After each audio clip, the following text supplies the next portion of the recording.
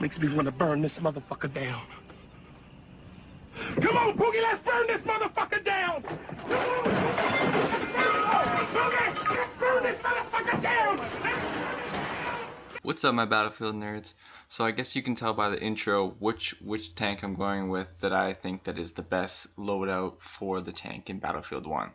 So we all know when Battlefield first released and during the beta that the light tank was by far superior than any other tank in the game. But currently I would say after the update that the heavy tank is the best tank in the game. Yeah, you can get up to 6 people spawning in your tank, 5 or 6. But whereas the light tank is just you, but the heavy tank is just so much more superior, has so much more strength and power, and the fact that you can have flamethrowers on your tank and you can take over flags easily and not be touched. So if you don't have the flamethrower loadout for the heavy tank yet, I recommend getting it. So what it does is the 2 rear gunners actually have flamethrowers, but you do have 2 machine gunners as well. But I just think that the flamethrowers are just so good that when you get to a point, you can burn all the buildings down and everyone inside the building does die.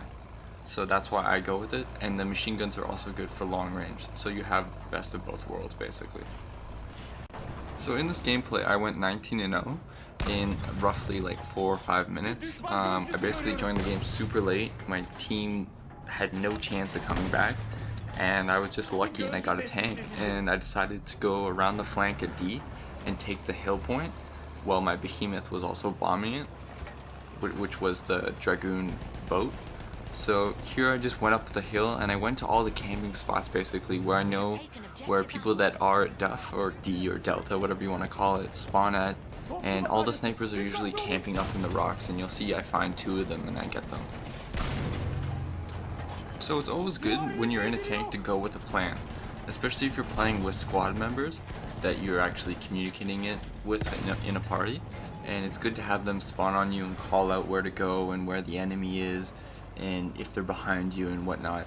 But it's always good to have a plan. So my plan was to get behind Delta, take it out, and then they had E and F, which is in the fort, and I knew that everyone's gonna spawn in the fort because they're just all noobs and they want to, you know, get close action fighting, but there's gonna be no opposition there, so they're just gonna hold it and they're only gonna have 2 points. So I figured if I take Delta and then I move to Alpha and just lay down some fire for when they spawn in their spawn point.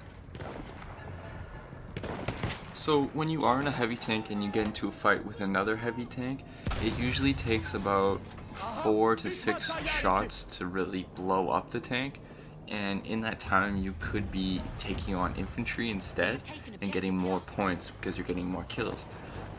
So I really recommend kind of staying away from tank fights. The only way to go for tank fights is if your infantry is around and helping you by throwing anti-tank grenades and so forth.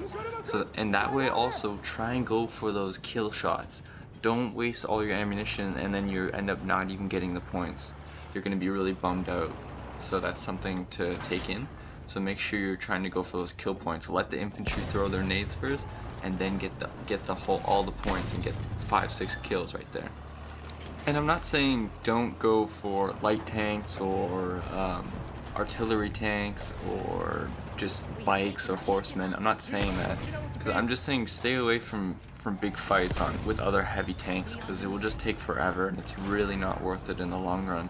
So, but if you see a light tank, yeah, go for it. I mean, you're most likely gonna get it. It's not gonna kill you. So hopefully you guys found this information useful, and hopefully you guys will use it on the battlefield. And like I say in a lot of my videos, go in with a plan. Know what you're gonna do, know the spots, know where you like to hide out, which points are your favorites, and in knowing that, you'll know which kits to go with and which loadouts to use. I feel like in this game alone, where I went 19-0 in less than 5 minutes, that if I had 5 more minutes in this game, we would have came back and won it. So, you know, all the guys that were below me in the scoreboard that I passed in 5 minutes, we lost because of you guys. And hopefully that's not you guys watching this video. Okay, hope you guys liked the video. Thanks.